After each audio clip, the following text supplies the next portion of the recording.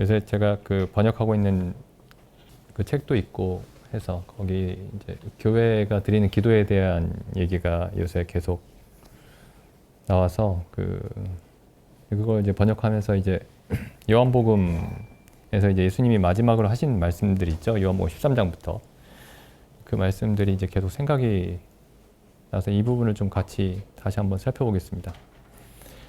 이제 예수님이 그 기도에 관해서 가르치신 곳이 이제 요한복음에서는 이제 13장에서 17장 사이에서 그 기도에 관해서 가르치셨습니다. 그러니까 그 이전에는 기도에 관한 가르침이 없어요. 이 요한복음에서는요. 그래서 마지막 이제 유언으로 그 잡히시던 날 밤에 이제 제자들의 발을 씻기시기 시작하면서 그 기도에 대해서 가르치십니다. 그 유언이죠, 유언. 13장에서 17장이. 여기서 이제 예수님이 기도에 관해서 말씀하신 그 말씀들을 한번 읽어보겠습니다. 요한복음 13장, 14장 13절. 이게 처음입니다. 기도에 관한 말씀이. 너희가 내 이름으로 무엇을 구하든지 내가 시행하리니 이는 아버지로 하여금 아들을 인하여 영광을 얻으시게 하려 함이라. 내 이름으로 무엇이든지 내게 구하면 내가 시행하리라. 이제 여기 기도에 관한 말씀이 하나 있고 그 다음에 15장 16절에 또 기도에 관한 말씀이 있습니다. 너희가 나를 택한 것이 아니요 내가 너희를 택하여 세웠나니 이는 너희로 가서 과실을 맺게 하고 또 너희 과실이 항상 있게 하여 내 이름으로 아버지께 무엇을 구하든지 다 받게 하려 함이니라. 지금 이 말씀들이 이제 아까도 말씀드렸지만 예수님이 십자가를 눈앞에 두고 마지막으로 제자들에게 하신 말씀이라는 사실을 좀 생각하면서 읽어볼 필요가 있습니다. 그러니까 제자들에게 가장 필요한 것. 이제 제자들을 세상에 남겨두고 떠나시면서 제자들에게 가장 필요한 것에 대해서 말씀하실 때에 기도에 관해서 말씀하셨습니다. 그 다음에 16장 23절 그날에는 너희가 아무것도 내게 묻지 아니하리라. 혹은 밑에 주석에 보시면 구하지 아니하리라. 각주에 그렇게 돼 있죠. 구하지 아니하리라. 그날에는 너희가 아무것도 내게 구하지 아니하리라. 내가 진실로 진실로 너희에게 이르노니 너희가 무엇이든지 아버지께 구하는 것을 내 이름으로 주시리라. 지금까지는 너희가 내 이름으로 아무것도 구하지 아니하였으나 구하라. 그리하면 받으리니 너희 기쁨이 충만하리라. 여기서도 이제 기도에 관해서 말씀하셨고 계속 그 다음에 이어서도 계속 그 기도에 관해서 말씀하시죠. 이것을 비사로 너희에게 일렀거니와 때가 이르면 다시 비사로 너희에게 이르지 않고 아버지께 대한 것을 밝히 이르리라. 그날에 너희가 내 이름으로 구할 것이요 내가 너희를 위하여 아버지께 구하겠다 하는 말이 아니니 이는 너희가 나를 사랑하고 또 나를 하나님께로서 온 줄 믿은 거로 아버지께서 친히 너희를 사랑하심이라. 여기까지가 이제 그 요한복음 13장에서 17장까지 그 사이에 있는 기도에 관한 말씀입니다. 근데 이 기도에 관한 말씀이 이제 보시면은 제가 지금 번역하고 있는 그 분이 이제 20세기 중반, 20세기 초반이죠. 초반에 이제 살다가 아마 1950년대나 60년대 혹은 50년대쯤에 돌아가신 것 같아요. 1800년대 말쯤 태어나서. 근데 이제 제가 그 최근에 그 번역한 내용 중에 이런 내용이 있습니다. 그 예수님께서 우리 교회의 머리이신데 교회의 머리로서 어떻게 일을 하시느냐 하면은 교회가 그 주님께 드리는 기도, 그 기도에 대한 응답으로서 응답을 통해서 일하신다. 그렇게 이제 말씀을 하셨습니다. 그분이. 그분의 말씀이 성경은 아니죠. 근데 성경에서 그렇게 가르치고 있는지 우리가 확인을 해봐야 됩니다. 근데 여기 지금 방금 읽은 말씀이 이제 그분이 하신 말씀을 그대로 이제 기록하고 있죠. 예수님의 말씀을 있는 그대로 그냥 전한 것 뿐입니다. 여기 다시 보시면 그 14장, 방금 읽은 말씀 중에 그 14장에 보시면 14장 13절 보시죠. 너희가 내 이름으로 무엇을 구하든지 내가 시행하리니. 우리가 예수님의 이름으로 무엇을 구하든지 예수님께서 시행하시겠다. 이렇게 말씀하셨죠. 이는 아버지로 하여금 아들을 인하여 영광을 얻으시게 하려 함이니라. 그럼 하나님 아버지께서 어떻게 영광을 얻으시는가? 하나님 아버지는 예수 그리스도를 통해서만 영광을 얻으십니다. 이게 성경에서 굉장히 중요한 어떤 진리예요. 예수 그리스도와 하나님 아버지의 관계를 설명해주는 굉장히 중요한 진리입니다. 하나님은 예수 그리스도를 통해서만 영광을 받으십니다. 그러니까 하나님이 이제 예수님에 대해서 이렇게 증거하신 곳이 두 군데 있죠. 예수님이 이제 물에서 세례를 받으시고 물에서 올라오실 때에 이는 내 사랑하는 아들이요 내 기뻐하는 자라. 그 베드로와 요한과 야고보를 데리고 그 산에 올라가셨을 때에도 그 변화하실 때에 또 하늘에서 소리가 나서 이는 내 사랑하는 아들이요 내 기뻐하는 자라. 이렇게 말씀하셨습니다. 예수 그리스도를 통해서만 하나님이 영광을 받으시고 예수 그리스도만을 기쁘게 받으시죠. 이게 이제 성경에 거의 처음부터 나오고 있는 얘기입니다. 뭐 예를 들면 이제 가인과 아벨이 제사를 드리는데 가인은 이때 땅의 소산으로 하나님께 제사를 드렸고 아벨은 어린 양의 피로써 제사를 드렸죠. 근데 하나님이 이제 가인의 제사는 받지 않으시고 아벨의 제물은 받으셨습니다. 근데 아벨의 제물이 예수 그리스도의 죽음을 예표하고 있죠. 하나님은 예수 그리스도만을 기뻐 받으십니다. 예수 그리스도만을.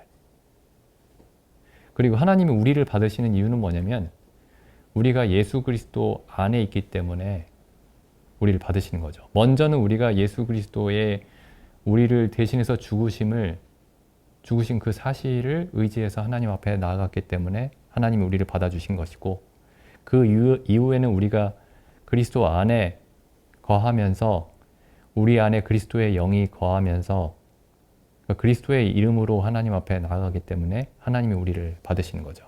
그래서 하나님은 예수 그리스도만을 받으십니다. 예수 그리스도만을. 굉장히 중요한 원리예요. 성경 전체에 어떤 관통하는 주제입니다. 하나님은 예수 그리스도만을 기뻐하십니다. 하나님은 예수 그리스도께서 하신 일에만 만족하십니다. 그 외에 다른 어떤 일에도 만족하시지 않습니다. 하나님은 예수 그리스도께서 하신 일에만 만족하시고 기뻐하십니다. 그게 창세기 1장부터 나오는 얘기예요, 사실은. 창세기 1장에 보면 하나님이 말씀으로 천지를 창조하시죠. 근데 말씀으로 천지를 창조하시고 지으신 것을 보시기에 심히 좋았더라. 이렇게 말씀하시죠. 하나님이 말씀으로 모든 것을 창조하시고 말씀으로 지으신 모든 것을 보시기에 만족하셨다. 온전히 만족하셨다. 근데 우리는 이제 요한복음에 보면은 그 말씀이 예수 그리스도라는 것을 알고 있습니다. 요한복음 1장에 보면은 태초에 말씀이 계시니라. 이 말씀이 하나님과 함께 거하셨으니 이 말씀은 곧 하나님이시니라.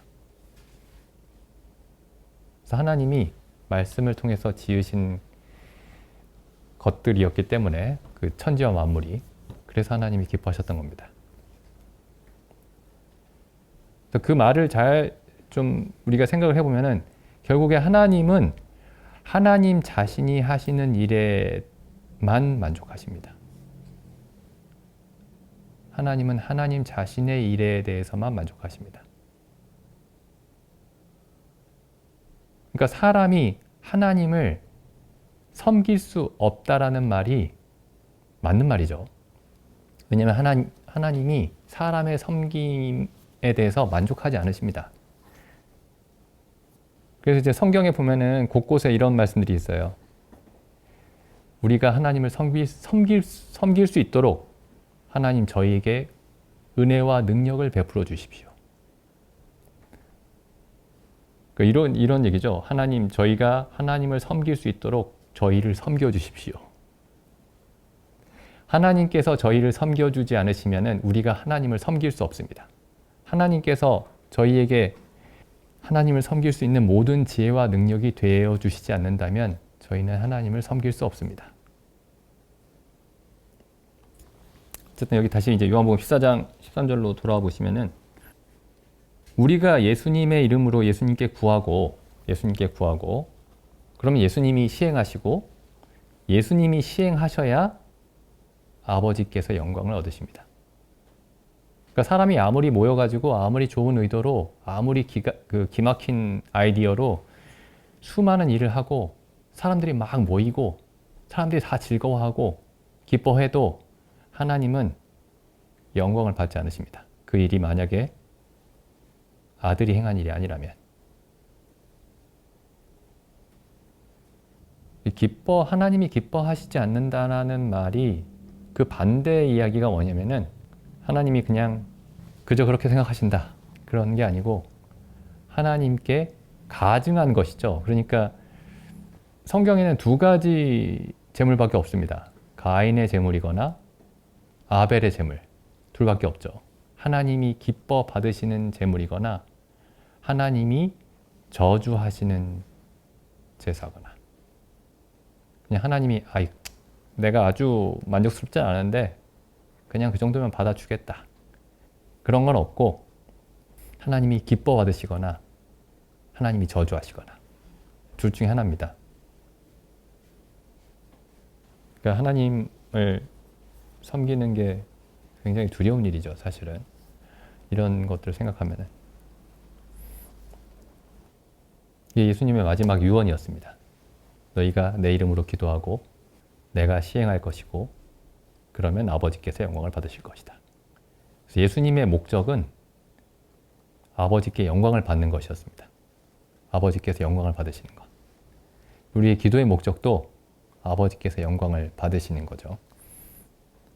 그 바로 윗절에 보시면 12절이죠.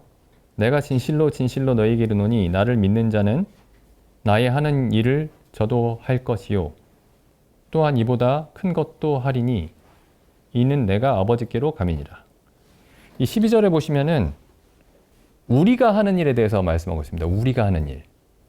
13절에 보시면은 아들이 행하는 일에 대해서 말씀하고 계시죠. 12절에서는 우리가 하는 일에 대해서 말씀하고 있습니다. 그럼 이 두 말씀이 약간 충돌하는 것 같은데 이게 충돌하는 게 아니고 우리가 어떻게 예수 그리스도께서 하신 일을 하고 그보다 더 큰 일을 할 수 있느냐 그 질문에 대한 답이 13절에 있는 겁니다. 우리가 그리스도께 구하고 그리스도께서 그 일을 행하시고 그렇게 함으로써 예수를 믿는 자가 예수 그리스도께서 하시는 일을 할 것이고 그보다 더 큰 것도 할 것이다. 결국에는 그리스도께서 우리를 통해서 일을 하시겠다라는 말씀이죠. 그리스도께서 우리를 통해서 일하시겠다. 그리고 그리스도께서 우리를 통해서 일하시면은 그리스도께서 이 땅에 계실 때에 행하셨던 일보다 더 큰 일을 행하실 거라고 말씀하신 겁니다. 그러니까 우리가 더 큰 일을 행하는 게 아니고 그리스도께서 그 몸된 교회를 통해서 더 큰 일을 행하시겠다. 이렇게 말씀하신 거죠. 그러니까 이 땅에 그리스도가 계실 때 행하신 일이나 그리스도께서 부활하셔서 승천하셔서 성령으로 우리 안에 오셔서 행하시는 일이나 둘 다 그리스도가 행하시는 일입니다. 그리스도께서 부활하셔서 행하시는 일은 그의 몸된 교회를 통해서 행하시는 일이죠. 그러니까 그리스도가 커진 겁니다. 어떻게 커졌느냐 하면은 그리스도가 머리가 되시고 우리 거듭난 모든 성도들이 그분의 몸이 된 겁니다. 그렇게 해서 그리스도가 무한히 커지신 거죠. 결국에 그리스도가 행하시는 일입니다. 그래서 여기 지금 기도에 관한 요한복음의 말씀들이 뭐 아까 다른 부분도 읽었지만 이게 전부 다 성령이 제자들 가운데 오심으로써 나타나는 그리스도의 몸과 관련되어 있습니다. 교회와 관련되어 있습니다. 그러니까 예수님이 여기서 이제 어떤 개인들의 기도에 대해서 말씀하신 게 아니고 교회의 기도에 대해서 말씀하신 겁니다. 뭐 개인의 기도는 없다. 뭐 그런 말씀이 아니고 결국에는 개인의 모든 기도들이 교회를 위한 기도가 됩니다. 성경을 잘 보시면 결국에 각각의 그리스도인은 자기 삶을 개인의 삶과 교회의 삶으로 구분해서 이해하지 않고 각자의 삶을 그리스도의 몸의 한 지체로서의 삶으로 이해합니다. 그러니까 내 개인적인 모든 문제들이 그리스도의 몸의 한 지체로서 갖는 문제로 이해하는 거죠. 실제로 그렇게 이해가 되는 겁니다. 그러니까 내 문제를 억지로 교회의 문제라고 끼워 맞추자는 게 아니고 우리가 항상 삶 속에서 나 자신을 그리스도의 몸의 한 지체로 이해하고 있는 겁니다. 그리고 내 삶의 목적도, 나 개인의 삶의 목적도 그리스도의 몸의 한 지체로서 내 역할을 다하는 것으로 이해하게 되는 겁니다. 내가 오른손이면은 그리스도의 몸에서 오른손의 역할을 하는 거면 오른손으로서의 그 역할을 다하는 것이 내 삶의 유일한 목적이 되는 겁니다. 그러니까 우리가 실제로 우리 삶을 그렇게 이해하고 있어야 됩니다. 실제로.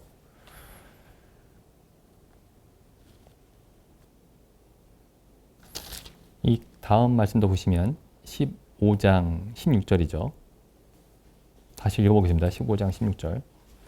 너희가 나를 택한 것이 아니요 내가 너희를 택하여 세웠나니 이는 너희로 가서 과실을 맺게 하고 또 너희 과실이 항상 있게 하여 내 이름으로 아버지께 무엇을 구하든지 다 받게 하려 함이니라. 기도 응답에 관해서 말씀하셨죠. 17절에 보면은 내가 이것을 너희에게 명함은 너희로 서로 사랑하게 하려 함이로라. 기도를 응답해 주시는 목적이 뭐냐면은 서로 사랑하게 하시기 위해서라고 되어 있습니다. 요한복음 13장의 이야기로 하면은 서로 발을 씻기는 삶을 살게 하기 위해서, 서로 섬기는 삶을 살 수 있게 하시기 위해서 우리의 기도를 들어주시겠다. 이렇게 말씀하셨습니다. 결국에 지금 이 요한복음 13장, 14장, 15장, 16장, 17장의 모든 이야기가 요한복음 13장에 예수님이 보여주신 그 그림으로 그 그림 안에 다 포함이 되어 있습니다.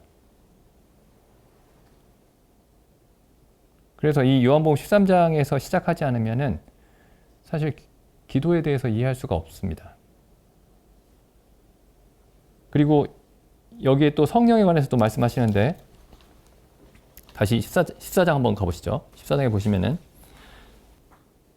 내가 진실로 너희 14장 12절 내가 진실로 너희에게 이르노니 나를 믿는 자는 나의 하는 일을 저도 할 것이요 또한 이보다 큰 것도 하리니.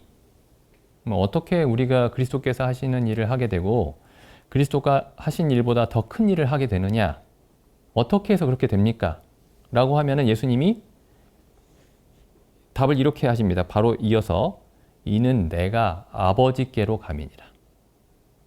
예수님이 아버지께로 가는데 그것과 우리가 예수님이 하신 일을 하는 것과 혹은 예수님이 하신 일보다 더 큰 일을 하는 것과 예수님이 아버지께로 가는 것과 무슨 상관이 있습니까?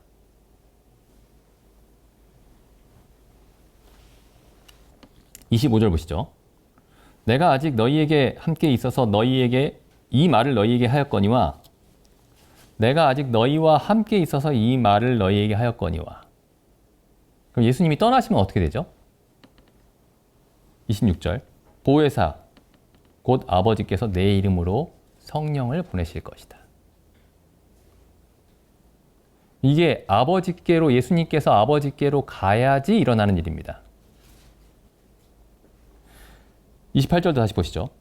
내가 갔다가 너희에게로 온다 하는 말을 너희가 들었나니 나를 사랑하였다면 내가 아버지께로 감을 기뻐하였으리라. 여기서도 예수님이 아버지께로 간다 이렇게 말씀하시죠. 16장 5절 보시겠습니다. 16장 5절. 지금 내가 나를 보내신 이에게로 가는데 내가 아버지께로 가는데 7절 보시죠.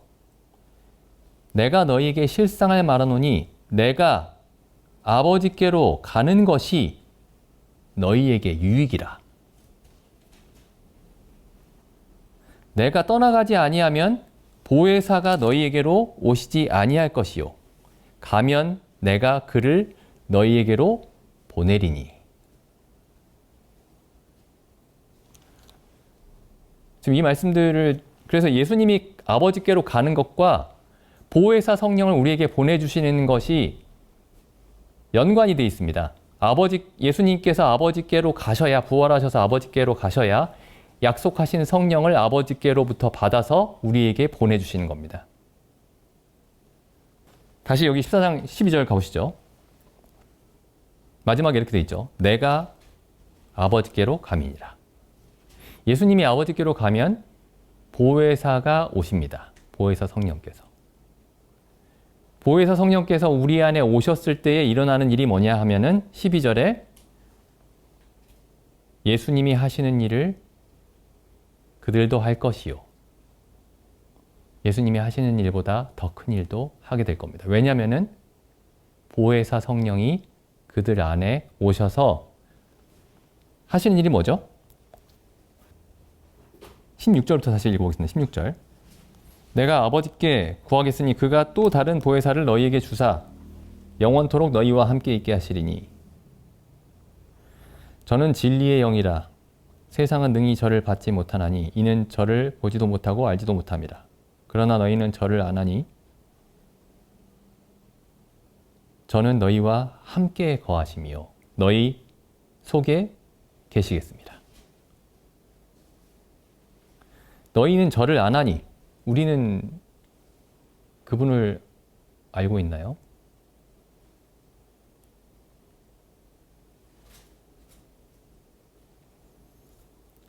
그 다음 보시죠. 보혜사, 또 다른 보혜사가 우리에게 오실 때에 그분이 진리의 영이시고 우리 안에 계시겠다 이렇게 말씀하셨는데 그 다음에 또 일어나는 일이 뭐냐? 18절에 내가 너희를 고아와 같이 버려두지 아니하고 너희에게로 오리라. 그럼 보혜사 성령이 우리한테 오실 때에 일어나는 일이 뭐냐면은 보혜사 성령을 통해서 그리스도께서 우리 안에 오시는 겁니다. 왜냐하면 성령께서 하시는 일이 우리 안에 그리스도를 나타내는 일이기 때문에. 그 다음 보시죠. 그래서 이제 성령을 통해서 그리스도께서 다시 오시면 19절에 조금 있으면 세상은 다시 나를 보지 못할 터이로되 너희는 나를 볼 것이다. 왜냐하면 성령께서 그리스도를 나타내실 것이기 때문에. 우리 가운데. 20절. 그날에는 내가 아버지 안에 너희가 내 안에 내가 너희 안에 있는 것을 너희가 알리라. 그날이 언제죠? 보혜사 성령이 우리 가운데 오실 때. 그날에는 내가 아버지 안에 너희가 내 안에 내가 너희 안에 있는 것을 너희가 알리라. 그 다음에 21절 보시죠. 나의 계명을 가지고 지키는 자라야 나를 사랑하는 자니 여기 나의 계명이 뭐죠? 13장 34절입니다. 새 계명을 너희에게 주노니 서로 사랑하라. 내가 너희를 사랑한 것 같이 너희도 서로 사랑하라. 이게 새 계명입니다. 새 명령. 구약 시대에는 주어지지 않았던 명령. 새로운 명령. 이 이전에는 그 어떤 집단에게도 어떤 민족에게도 주지 않았던 명령.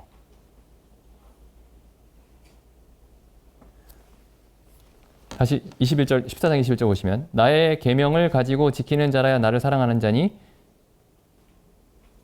예수님의 계명을 지키는 자, 나를 사랑하는 자는 예수님의 계명을 지키는 자죠. 나를 사랑하는 자는 내 아버지께 사랑을 받을 것이요. 어떻게 하면 아버지께 사랑을 받느냐?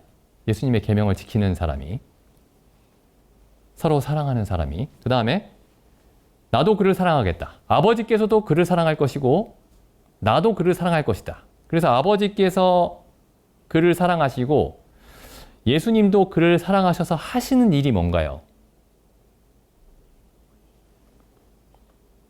그에게 나를 나타내리라.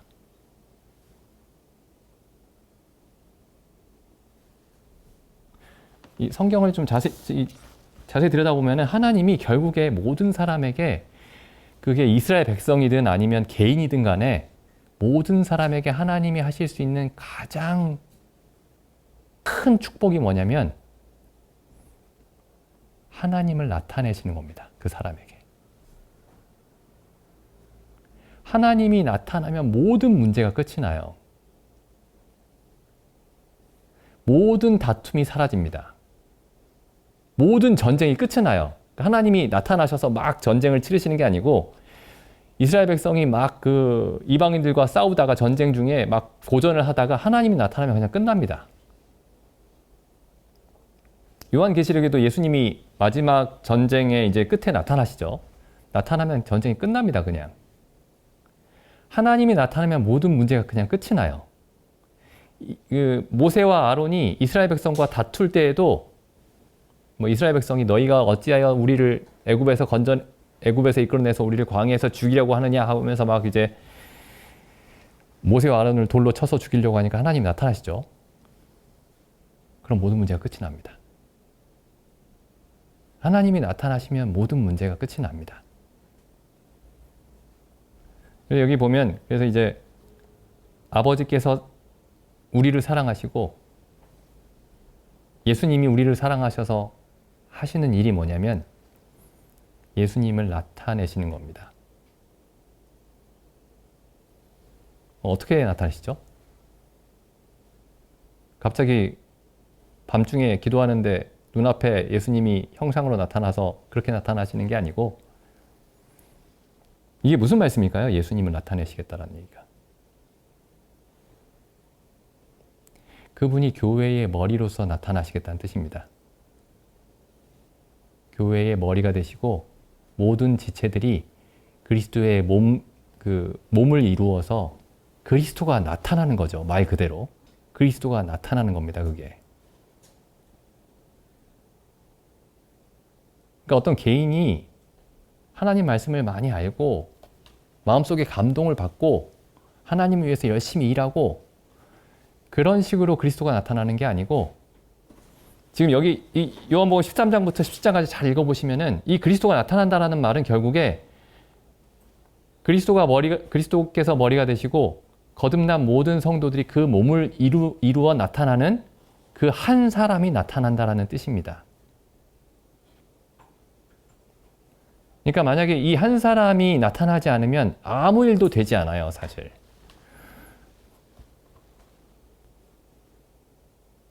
물론 각자 성경을 읽고 각자 기도하고 각자 전도하고 그런 것들도 중요하지만 그게 이 그리스도가 나타나는 일로 이어지지 않으면 큰 의미가 없습니다. 그래서 이 그리스도가 나타나는 일이 가장 중요한 일이기 때문에, 유일하게 중요한 일이기 때문에 이 모든 예수님의 가르침이 어디에서 시작하냐면은 요한복음 13장에서 시작하는 겁니다.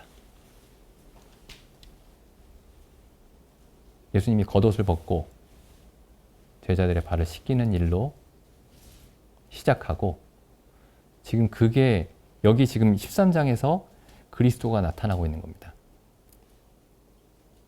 그리스도께서 제자들의 발을 씻기시는 모습으로 시작을 하죠. 그리고 나서 예수님이 뭐라고 하시냐면은 너희도 나처럼 해라. 그리스도만 나타나고 있는 겁니다, 여기서. 근데 이 그리스도가 어떤 분이시냐면은 이 그리스도가 나타날 때 하나님이 나타나시는 겁니다. 왜냐하면 이렇게 돼 있죠. 요한복음 13장 3절에 보시면 이렇게 되어 있습니다. 저녁 먹는 중 예수는 아버지께서 모든 것을 자기 손에 맡기신 것과 또 자기가 하나님께로부터 오셨다가 하나님께로 돌아갈 것을 아시고, 여기 보시죠. 아버지께서 모든 것을 자기 손에 맡기셨다. 그럼 아버지로부터 모든 것을 받으신 분이 하시는 일을 보면은 우리는 아버지의 모습을 볼 수가 있는 겁니다.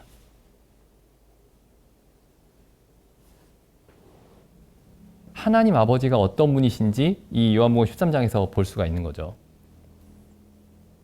왜냐하면 아버지께 모든 것을 받으신 분이 하시는 일이니까요. 그러니까 우리가 예수님의 모습 속에서 하나님의 모습을 보게 되는 겁니다. 14장 9절 7절부터 읽어보겠습니다. 7절 너희가 나를 알았다면 13장을 생각하면서 한번 읽어보세요. 너희가 나를 알았다면 내 아버지도 알았으리로다. 이제부터는 너희가 그를 알았고 또 보았느니라. 제자들은 하나님 아버지를 보았습니다. 이 13장에서 예수 그리스도를 통해서. 세상을 향해서는 무한히 진노하시는 하나님이지만은 제자들을 향해서는 겉옷을 벗고 그 발을 씻겨주시는 하나님이십니다. 그 다음 계속 보시죠. 8절 빌립이 가로되 주여 아버지를 우리에게 보여주옵소서 그리하면 족하겠나이다. 예수께서 가라사대 빌립아 내가 이렇게 오래 너희와 함께 있으되 내가 나를 알지 못하느냐. 나를 본 자는 아버지를 보았거늘 어찌하여 아버지를 보이라 하느냐. 다시 21절 가보시죠. 14장 21절 나의 계명을 가지고 지키는 자라야 내가 너희 발을 씻긴 것처럼 너희가 서로 발을 씻기는 자라야 나를 사랑하는 자니 서로 발을 씻기는 자는 내 아버지께 사랑을 받을 것이요 나도 그를 사랑하여 그에게 나를 나타내고 나를 나타냄으로써 하나님을 나타내겠다. 그다음에 22절 보시죠. 가룟인 아닌 유다가 가로되 가룟 유다는 앞에서 이제 떠났죠. 13장에서 가룟인 아닌 유다가 가로되 주여 어찌하여 자기를 우리에게는 나타내시고 세상에게는 아니하려 하시나이까. 예수께서 대답하여 가라사대 사람이 나를 사랑하면 너희가 서로 발을 씻기면 너희가 서로 섬기면 내 말을 지키리니 내 아버지께서 저를 사랑하실 것이요 우리가 저에게 와서 거처를 저와 함께 하리라. 이 교회의 정의죠. 하나님과 예수 그리스도와 성령이 성령의 거처로 삼으시는 곳. 물론 당연한 말씀이지만은 당연한 말씀이 가장 중요하고 가장 간과하기 쉽습니다. 익숙한 말씀이 가장 간과하기 쉽습니다. 잘 알고 있다라고 그렇게 착각할 수 있기 때문에.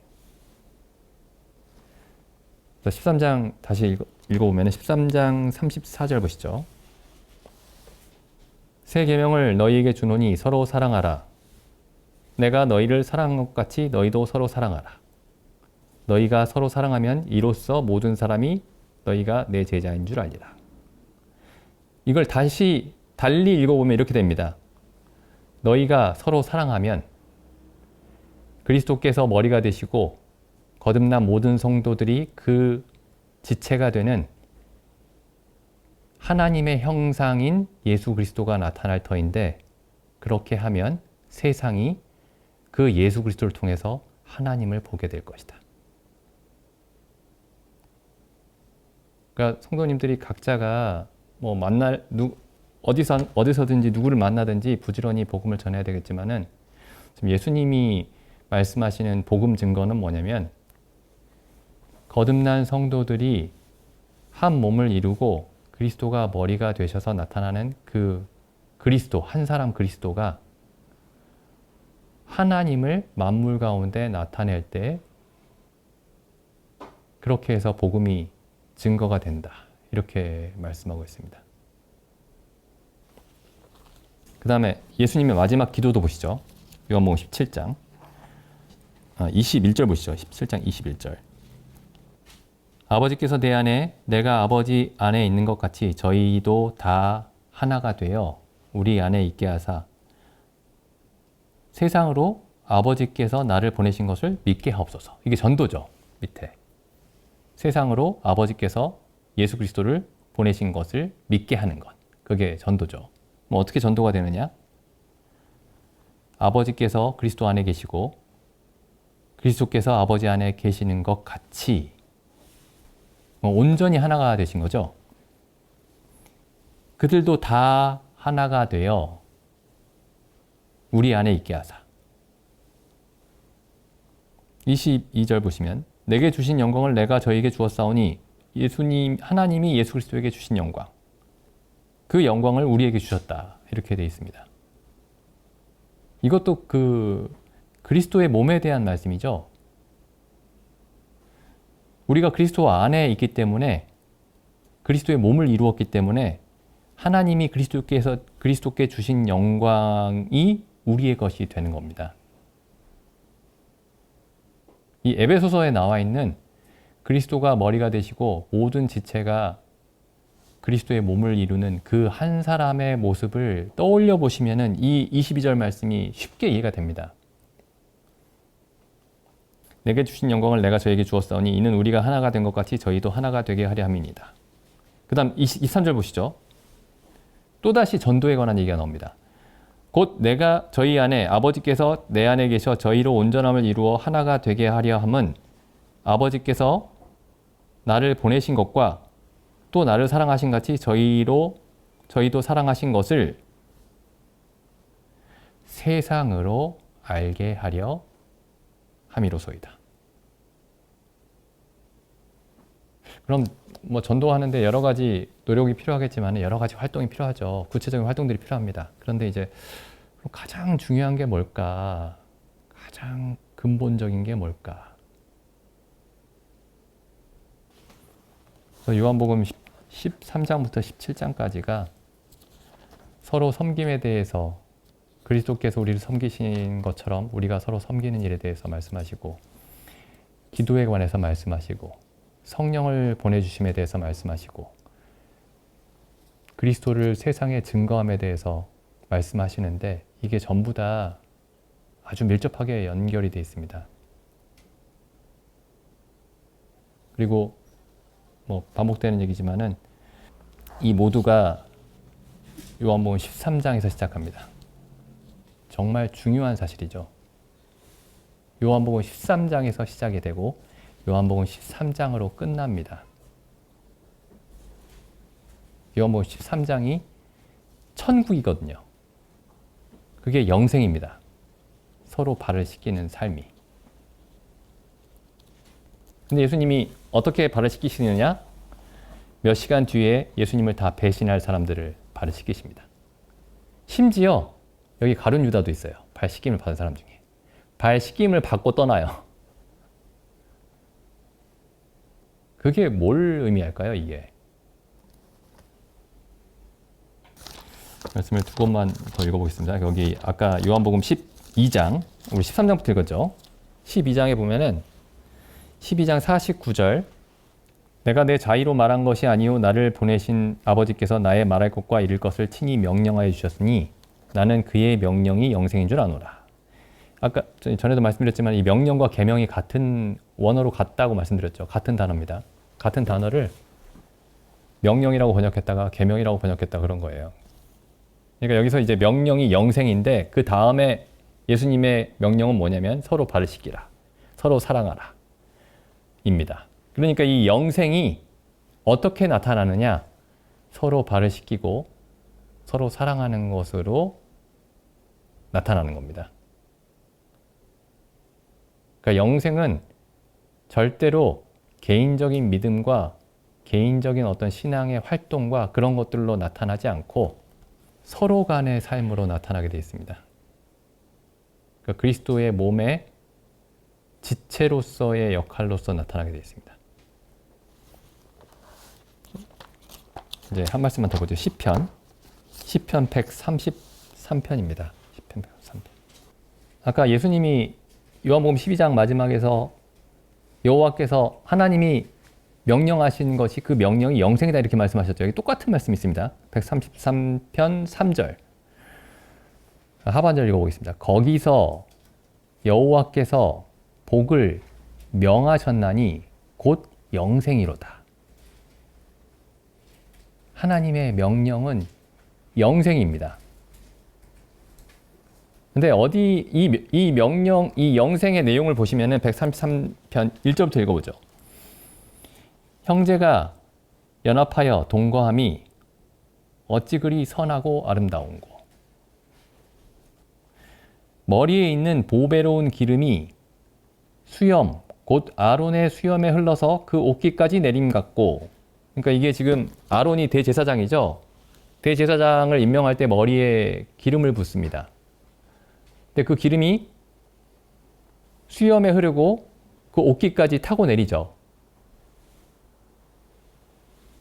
그러니까 형제가 연합하여, 성도들이 연합하여 동거함이 마치 대제사장의 머리에 기름을 붓는 것과 같다. 이렇게 말씀하고 있습니다.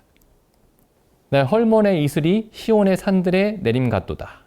이 구약에서 이슬은 하나님의 은혜를 상징합니다. 그래서 만나가 이슬처럼 내렸다 이렇게 돼 있죠. 그리고 에덴 동산에서 그 작물이 비가 내려서 자라난 게 아니고 안개처럼 물이 내리는 그 물을 가지고 작물이 자라난 걸로 돼 있죠. 성경에서 이제 그 구약 성경에서 이슬이라는 단어를 한번 쭉 찾아보십시오. 그 성구 사전을 통해서. 이게 전부 하나님의 은혜를 나타내고 있습니다. 여기 잘 보시면은 우리가 구약에서 지성소에 누가 들어가느냐 하면은 대제사장 한 사람만 들어갈 수 있습니다. 하나님을 만날 수 있는 사람. 대제사장이죠. 그럼 133편 말씀을 잘 보시면 우리가 하나님을 어떻게 만날 수 있느냐? 형제가 연합하여 동거함으로써만 만날 수 있습니다.